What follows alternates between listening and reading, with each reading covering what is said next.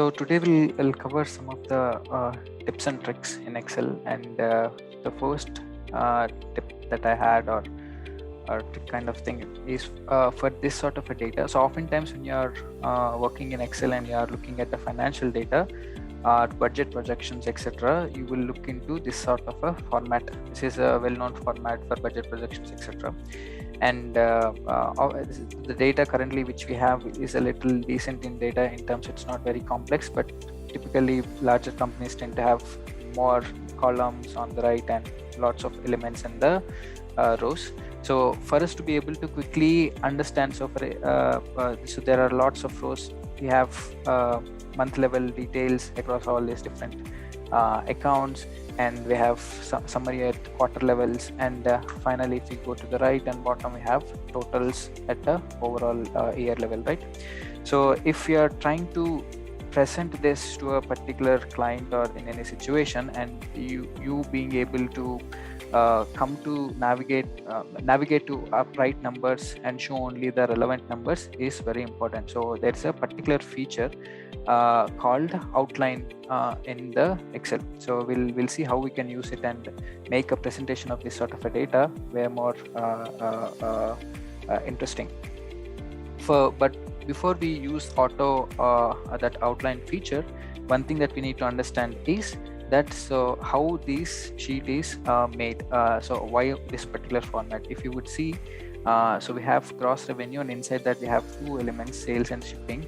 We have these two numbers, and immediately after that I have a total revenue, which is calculating basically from these two numbers, right?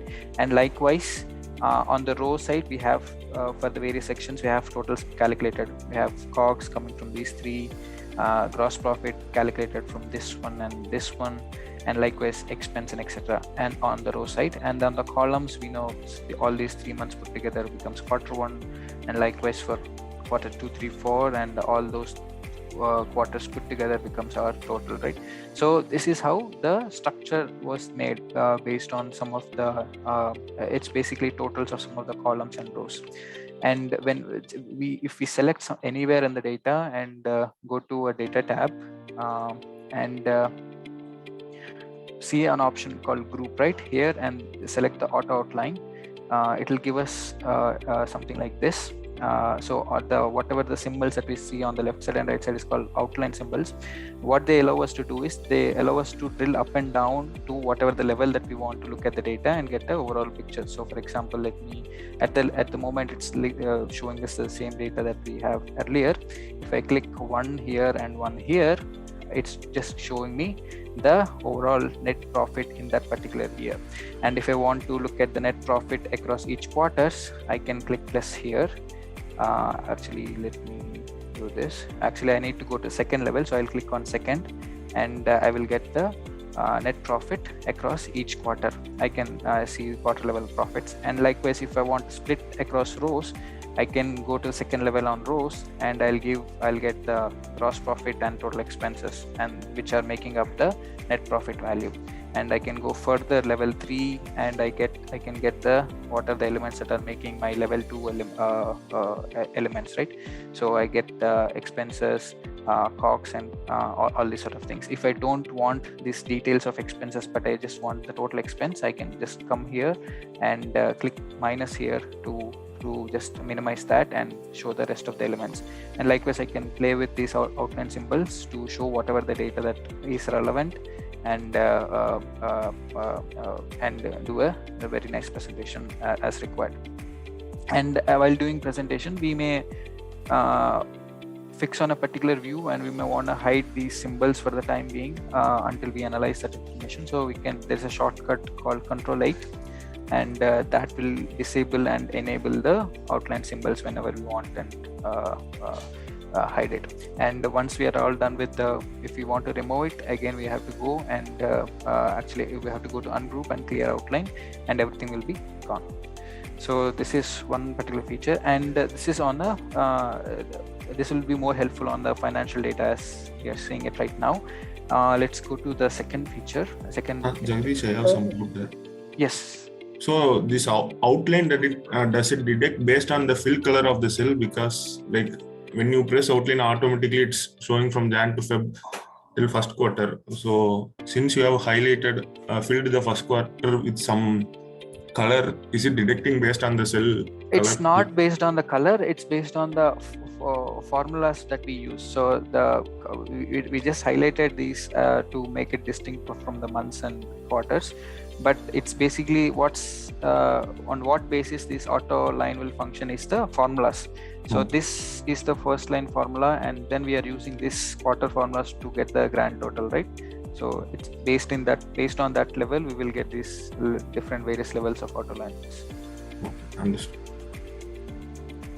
Yeah, Jagdish, can we do this manually also instead of letting Excel decide on what it's going to group and stuff? Can we choose some different levels by ourselves? As I said, at the moment I'm not very sure, but it looks like there is an option for us to group, but I'm not very sure if that's kind of possible. I may have to look into it. Yeah, it is possible actually. So why don't you do this? Just remove outline, Jagdish. I'll just tell you how to do that. Sure. Yeah, basically if you select a couple of rows, so for example, sales and shipping, right? Just select, and then you go ahead and look at the group option. Yeah, just click on group. Yeah, that's it. Yeah. Okay, so this will give you the outlines like that. So this will give you a lot more control on what you want to do. Right. Okay. Similarly for columns as well, you can do multiple times, multiple whatever levels also. You'll be able to do, no problem. Right. Thanks again. Let me ungroup.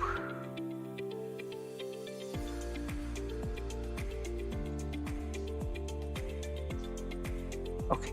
So coming to my second trick. So earlier we did in the first trip we did on a particular type of data, the the financial data. Let's say we have a more general case. We have some data like in this tabular format, and we need to do similar sort of an analysis to get some subtotals for various of these sections. So we have various departments. Inside these departments we have various status, etc., and we would like to see the split of and some of the data like the compensation and the new compensation. We would like to see what is the total overall change in compensation that is happening at account management level, or inside account management level, what is the overall change that is happening at each of the status, right? So for that sort of a thing, there is a feature called subtotal here. So but in order to use this subtotal, it's recommended that you need to sort the data based on the fields that you have to look at the subtotal set. So for example, I'm interested in looking at subtotals at these two levels, like department and status. So I will have to sort the data first by these two fields. And how would I do that? So let's say, for example, let's sort this by now. Remove the sort. I just have to go to custom sort and add my first department as my first, and put an A to Z's, and my second. Then I'll put a second level of sorting on status field and same A to Z. And inside that, I can add further another level of sort as well if required. I'll just put years and smallest to largest, and it will automatically give me the sort that I want. And select anywhere in the data, go to subtotals, and click OK, and you will see this subtotal dialog box that jump up. And what you can do here is basically it's asking at what level do you want me to create subtotals. So first I'll select department, and for what columns do you want me to what kind of total do you want? You want a sum or average or anything that we can select from this function. Let's, for the timing, I'll select sum, and I'll go for compensation and new compensation, and just for other I'll also select years. So and I will click on OK, and you can immediately see if I scroll down at every break of new department. So I have the total values only for the columns that I've created, right? And so this is something possible. And not only that, I can also create for status as well. So since I want at the status level subtotals as well, I'll click this again. Let me actually select somewhere in the data, click this, click OK. And now I'll go ahead and do for the status. And we have to make sure that whenever we want multiple levels of subtotals, we don't check this replace subtotals, we need to keep it unchecked. Else, if we check this, the earlier subtotals will be replaced with the current field subtotals.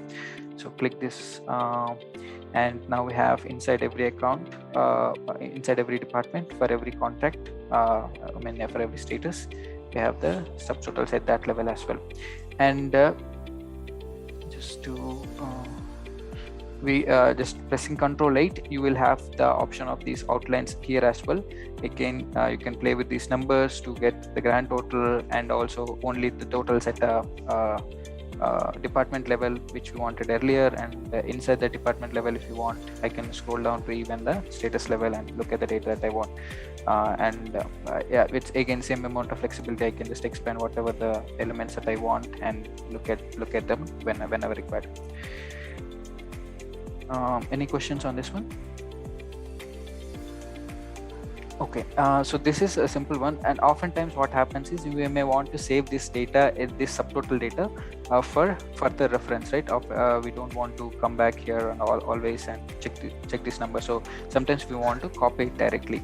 So we'll just select this data and put it in some other sheet for future reference. And when I do Control C and come here to the new sheet and press Control V, what happens is I'm getting the entire data rather than getting just the same these amount of these just rows.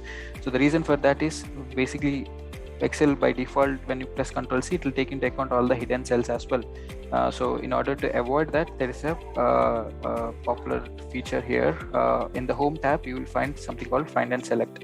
And when you so just select the range of rows that you want to copy, go to Find and Select, go to Special, and use the option Visible Cells Only. Now this will select only the cells that are visible to in that sheet, and press Control C then, and then it will be able to basically this. You have to go back and copy again. Yeah. And we'll be able to get that data alone. And Find and Select, this has go to Special, lots of other interesting options as well. If anyone wants to explore, it's a very good one. They would recommend exploring that option further. And the other next, going to the next tip and trick, let's say we have the same data. This is related to some let's say you have some sensitive data in the Excel sheet, and you have shared that workbook with few people in the company that you're working with in your team, and you want them to make some changes, and you have some sensitive data. You don't want to mess that data up when other team members are working on it. So there are a couple of ways you can secure data. One easy way is to lock certain cells of data. So for example, salary and job rating, it could be sensitive. So what I can do is I can select the columns which are sensitive and press Control 1. This will give me bring me to the Format Cells dialog box, and in the last tab I have a protection. And what I can do is I will just select all the cells, Control 1, and unlock all the cells, and only the fields that I want to keep avoid everyone's access to, I'll select them and I'll lock those particular columns alone.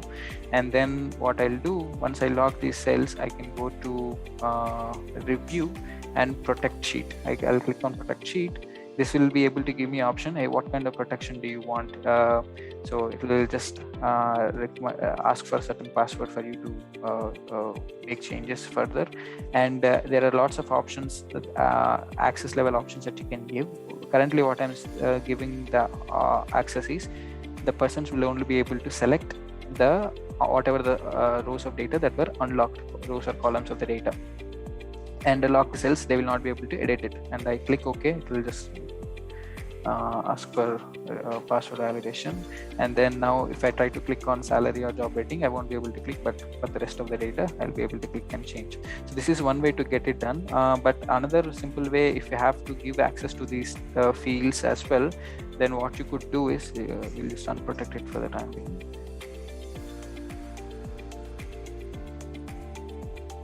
And there is another it's a sort of an old feature for the time being in Excel.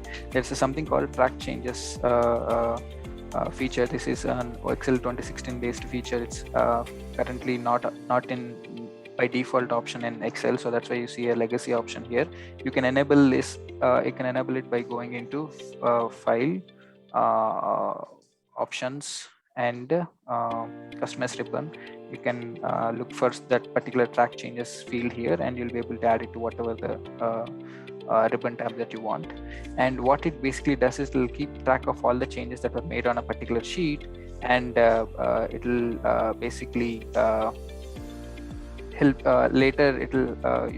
You'll be able to keep track, validate if the changes made in those particular cells of data is valid or not, and you can accept or reject based on. It will give you that ability. So let's quickly look at that once. So let's say first, in order to track changes, you need to share the workbook. This is a particular feature. It not necessary. So let me first. It will ask for, hey, this is it's basically asking for, it's already an old feature. There is a new co-authoring feature that is available, but that requires the use of OneNote, etc. So, but we will, for the timing, will not go there. So I'll continue to use the old feature, and now I'll click on.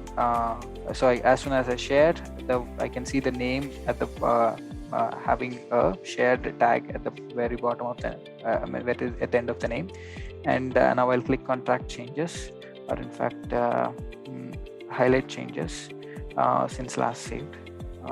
Okay, no changes were saved. Now let me make some changes here. Let's say this salary is only 70,000, and this particular, it's not 15 years, it's only 10 years, and this is not DM or DDM. Let's say, so make some changes, and I can see that all those changes are being highlighted, and I can, so any person who makes changes as well, that will be kept track of, and I can go to later stage, accept or reject track changes, and it will give me a flexibility to navigate to a certain kind of changes that were made by either a particular person or on a certain date, etc., from since a particular date. Or we can also look at all the changes that were not yet reviewed. So I can click here, and later I'll go through all the changes that were made, and I can either accept or reject. I'll reject this and whatever the changes. So it will be a handy tool to keep track of what's the changes that we're doing it in the worksheet. So let me. Okay.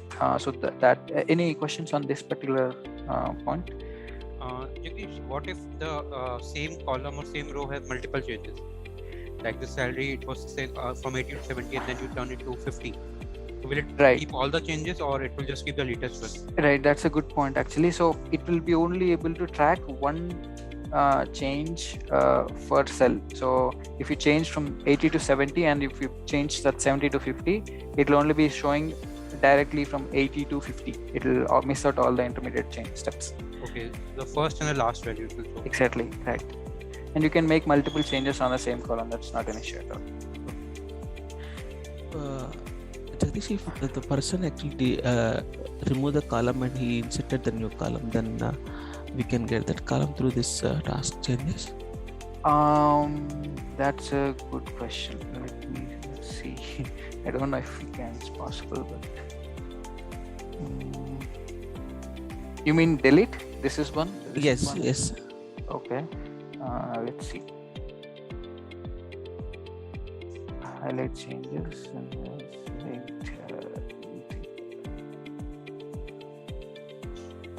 okay.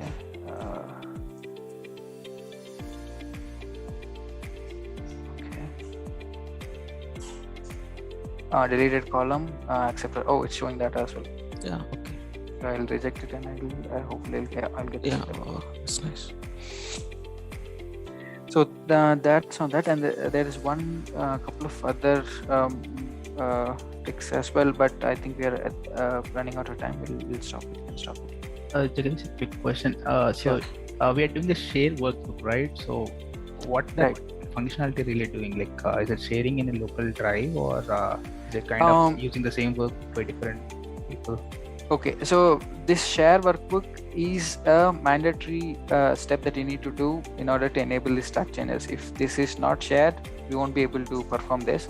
And it's not currently, it's like shared at the moment. I'm also not very keen on where is it sharing, but at the moment you can there'll be some way you can add some other person to collaborate with this workbook. So there are a couple of ways the collaboration can be happen. One is putting that on the Microsoft Next OneDrive or something, right? So there the new feature works, the co-authoring feature, but this is the old feature where maybe you can share with the person's OneDrive account or some email or some sort of a thing. I think I'm yet to explore it further, but that's where we can share it with other persons. But at the moment, though it's being shared, it's only being shared with my ID, so I only have the access to it, no other person. So this is really a legacy and a poor feature actually, from a long time ago. So basically the way it would work is something like this. So I don't know if you guys know, there used to be something called sort of a shared drive. Do you guys have this in your campuses? So when you'll say you'll have, apart from C drive and read drive, which is probably on your hard disk, sort of thing, right? network drives, yeah. So when you have did you guys use this? Swap, for example, did you guys use this recently in your campus? Yeah, we use network drive for multiple projects like Autodesk, and even for this project we are using network drive to connect to the SharePoint. Oh, okay. So you're using the same feature to connect to SharePoint. Okay, got it. Yeah. Understood. No, but otherwise, we used to have a common network drives, right? So basically, there is a server sitting on the same network as your office network or whatever, right? Campus network, and you would sort of connect to that particular drive. It will be like whatever one of the letters after D drive. Okay, it can be G, Z, whatever it is. Right? Yeah, we used it during a BTech. It was a common drive for a branch. Okay, got it. So these days, I don't know if it is being used so much, but we don't use it, right? So at the time when people were using that, and it was a very heavily used feature, okay, because people were at different places, and so they needed common access and so on. So at that time, it was being used. So basically, the reason for which it would be used would be that 2 or more people would like to access the same sheet and be able to modify. Okay, however, there are a lot of issues with this feature, that if the file is big and a lot of changes are made, typically Excel would hang or crash. And then also people can overwrite each other, and if it is overwritten, then there's no way for you to retrieve it. Things like that. It is a feature that has had a lot of demand, but the feature is so poor that it would just not work many of the times, or it is very heavily bug prone, or not enough horsepower to be able to satisfy the needs. Okay, so that is what the feature used to be. But if it is just only a couple, so in fact we did use this for many of our customers, where the editors are just a few people, like 2 to 3 or maybe 5 people, something like that, and where coordination is possible, right? So just like we heard in Sai's presentation yesterday, that people can cooperate with each other. People cannot cooperate also, in which case they would overwrite somebody else's stuff and the other person would be furious and so on and so forth, right? But where they can cooperate, we have used that feature in the past, so that people can share this one. But that's why we really love to use Google Sheets, because it is natively shared, and you can sort of see what the other person is doing and so on and so forth, though it has its own lots of issues. So because of that, something like Smart Sheets has come, but it is not as popular at this point in time. But anyway, so that's a quick thing about this shared feature.